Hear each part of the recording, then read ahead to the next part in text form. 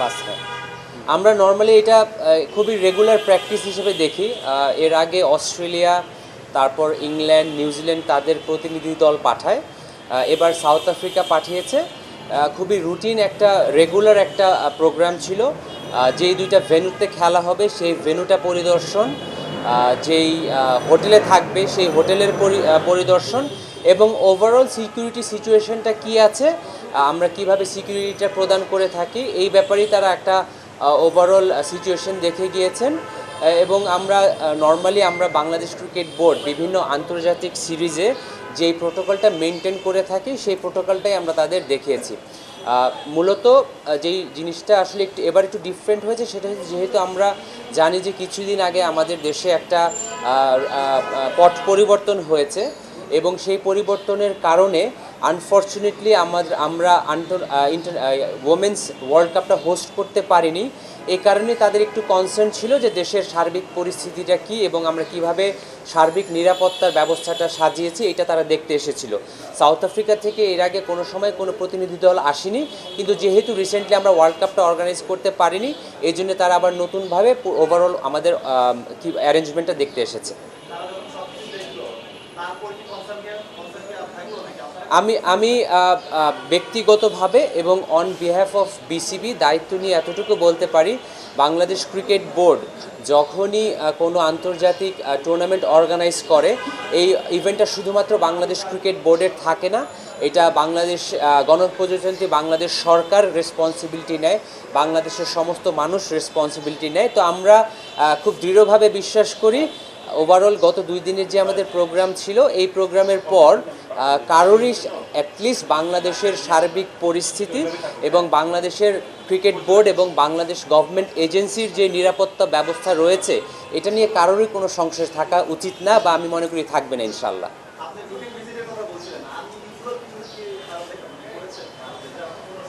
আমি পাল্টা প্রশ্ন করতে পারি, গত 7 দিন 14 দিনে বাংলাদেশে কি খুব আনইউজুয়াল বড় পরিস্থিতিতে আমরা কিছু দেখেছি? আমরা দেখিনি। আমি পুরোটা সময় তাদের সাথে ছিলাম।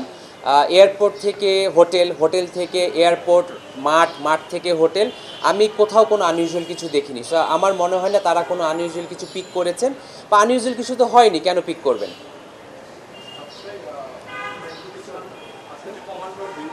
জি আচ্ছা, এটা খুবই গুরুত্বপূর্ণ একটা প্রশ্ন। মূলত আমাদের যেই ড্রিলটা আমরা গত 2-3 দিন ড্রাই রান এবং আজকে ওয়েট রান করেছি, এইটা বাংলাদেশ ক্রিকেট বোর্ড যখনই কোনো আন্তর্জাতিক সিরিজ আয়োজন করে থাকে, এইটা আমাদের একেবারে রেগুলার একটা ড্রিল। তো এই প্রিপারেশনটা আমাদের সব সময় থাকে।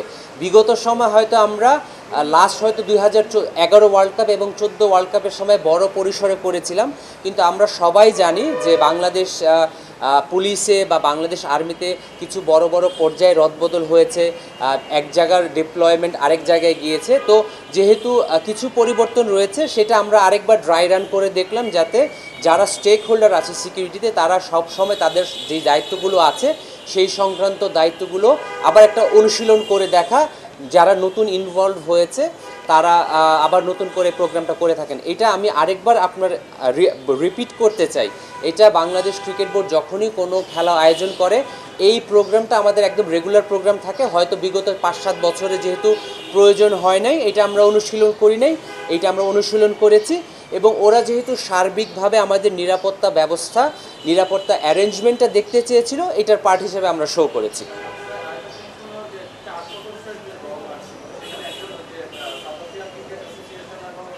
হ্যাঁ, চার সদস্যের মধ্যে রয়েছে রোরি স্টেইন ছিলেন, উনি সাউথ আফ্রিকা ক্রিকেট বোর্ডের সিকিউরিটি কনসালটেন্ট।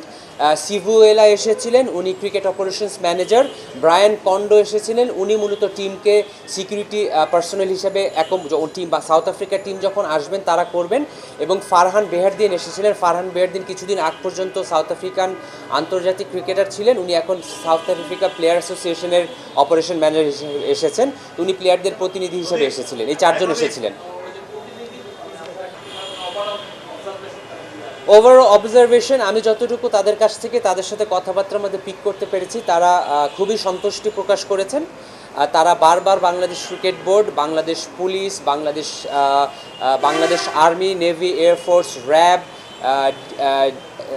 এসবি এবং ফায়ার সার্ভিস এবং সিভিল ডিফেন্স এবং ওভারঅল বাংলাদেশ ক্রিকেট বোর্ডকে তারা ধন্যবাদ জানিয়েছেন।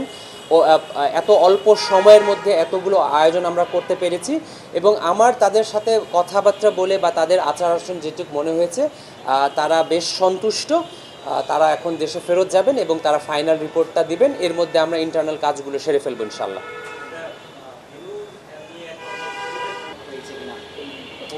দেখুন, সাকিব আল হাসানের ব্যাপারে আমার মনে হয় মাননীয় প্রধান উপদেষ্টা, মাননীয় আইন উপদেষ্টা এবং মাননীয় ক্রীড়া উপদেষ্টা খুব স্পষ্টভাবে বলেছেন বাংলাদেশ সরকার থেকে যেই ক্লিয়ার মেসেজটা আছে, যেই মামলাগুলো হয়েছে এই ব্যাপারে কাউকে অন্যায়ভাবে হেনস্থা করা হবে না এবং আমরা মনে করি সাকিবের ব্যাপারে গণপ্রজাতন্ত্রী বাংলাদেশ এখন যে অন্তর্বর্তীকালীন সরকার রয়েছে তারা তাদের অবস্থান খুব সুস্পষ্টভাবে ব্যক্ত করেছেন।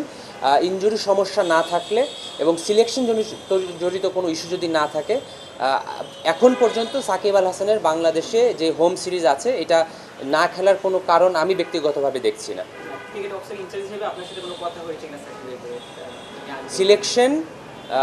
সিলেকশন কমিটির দায়িত্ব, সামনে সিলেকশন, এই সিরিজের সিলেকশন যখন হবে তখন সিলেক্টররা টিম যখন ঘোষণা করবেন তখন কোন প্লেয়ার থাকবেন বা কোন প্লেয়ার থাকবেন না সেটা সম্পর্কে আমরা জানতে পারবো এবং অলরেডি আমাদের এখন যে অন্তর্বর্তীকালীন সরকার রয়েছেন মাননীয় উপদেষ্টাগণরা তাদের মনোভাব এবং সরকারের মনোভাব সুস্পষ্টভাবে প্রকাশ করেছেন।